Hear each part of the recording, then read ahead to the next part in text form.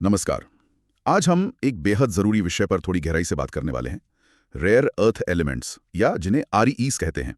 ये वो 17 धातु तत्व हैं, लैंथेनाइड्स, स्कैंडियम, यट्रियम, जो आजकल की टेक्नोलॉजी आप देखें तो क्लीन एनर्जी और यहाँ तक कि डिफेंस सिस्टम्स की जान बन गए हैं। हमारे पास कुछ लेख और रिपोर्ट्स हैं इस पर, तो आज हम कोशिश करेंगे कि इनमें से जो सबसे काम की जानकारी है वो निकालें। मतलब ये तत्व इतने खास क्यों हैं, ग्लोबल सप्लाई चेन का क्या सीन है, और हाँ, भारत में खासकर राजस्थान में जो नई खोज हुई है उसके क्या मायने हैं। ठीक है, तो शुरू करते हैं। ये आरईईस, जैसा कि हमारे नोट्स बताते हैं, अपने खास गुणों की वजह से महत्वपूर्ण है। चुंबकीय गुण, ल्यूमिनेसेंट यानी चमकने वाले, और कैटालिटिक गुण। सोचिए, इलेक्ट्रिक गाड़ियों की जो पावरफुल मोटर होती है, या पवन चक्कियों के बड़े बड़े टरबाइन, स्मार्टफोन की जो ब्राइट स्क्रीन है, लेजर, ये सब कहीं ना कहीं इन्हीं पर टिके हैं। और देखिए, दिलचस्प बात यह है कि नाम इनका रेयर यानी दुर्लभ है, पर ऐसा नहीं है कि ये पृथ्वी पर कम है। असल में ये फैले हुए तो काफी हैं। असली चैलेंज है इन्हें ऐसी कंसंट्रेटेड जगहों पर खोजना जहां से इन्हें निकालना इकोनॉमिकल हो, मतलब सस्ता पड़े, और हाँ, पर्यावरण को भी ज्यादा नुकसान ना हो। बिल्कुल, ये पॉइंट बहुत जरूरी है। और जब हम सप्लाई चेन की बात करते हैं तो एक नाम बार बार सामने आता है, चीन। 2024 के आंकड़े देखें तो दुनिया का लगभग 69% आरईई खनन मतलब माइनिंग और करीब करीब 85% रिफाइनिंग यानी उनको शुद्ध करना वो चीन में ही हो रहा है। जी हाँ, और चीन ने इस डोमिनेंस का, इस दबदबे का स्ट्रेटेजिक इस्तेमाल भी किया है। हमें याद है 2010 में जब जापान के साथ उनका विवाद हुआ था तो उन्होंने सप्लाई रोक दी थी, कीमतें एकदम से बढ़ गई थी। और अभी हाल में अप्रैल 2025 में उन्होंने 7 जरूरी आरईईस जो चुंबक बनाने में लगते हैं उन पर एक्सपोर्ट लाइसेंस की शर्तें लगा दी। इसका असर भारत और अमेरिका के ऑटोमेकर्स पर पड़ा भी। तो इस सब के बीच भारत कहाँ खड़ा था?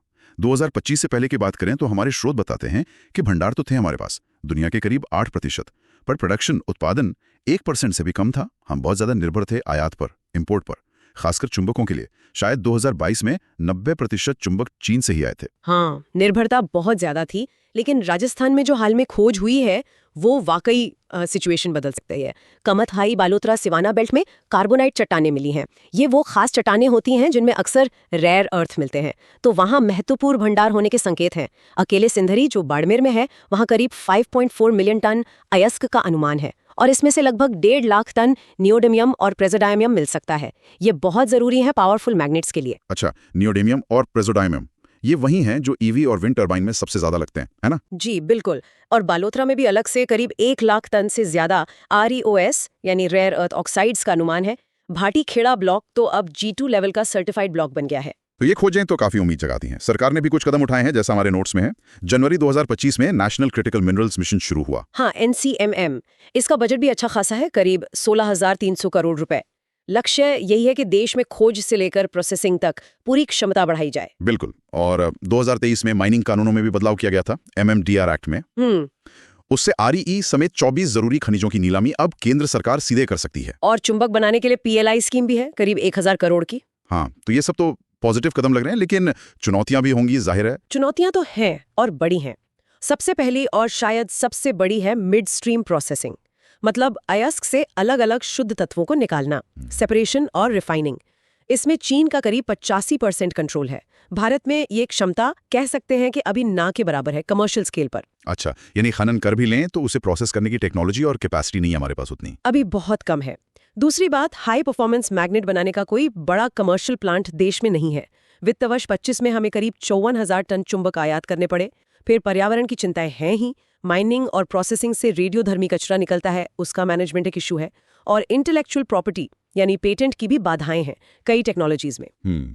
तो कुल मिलाकर देखें तो क्या तस्वीर बन रही है? ये तो साफ है कि रेयर अर्थ बहुत जरूरी है आज की दुनिया के लिए, ऑक्सीजन की तरह जी। और ये भी साफ है कि चीन का सप्लाई चेन पर बहुत भारी कंट्रोल है, जो एक जियोपॉलिटिकल मुद्दा भी है। जी। राजस्थान की खोज भारत के लिए एक बड़ा अवसर जरूर है, अपनी निर्भरता कम करने का और शायद ग्लोबल स्टेज पर एक प्लेयर बनने का। निश्चित रूप से अवसर तो है, लेकिन सिर्फ खदानें मिल जाना काफी नहीं है।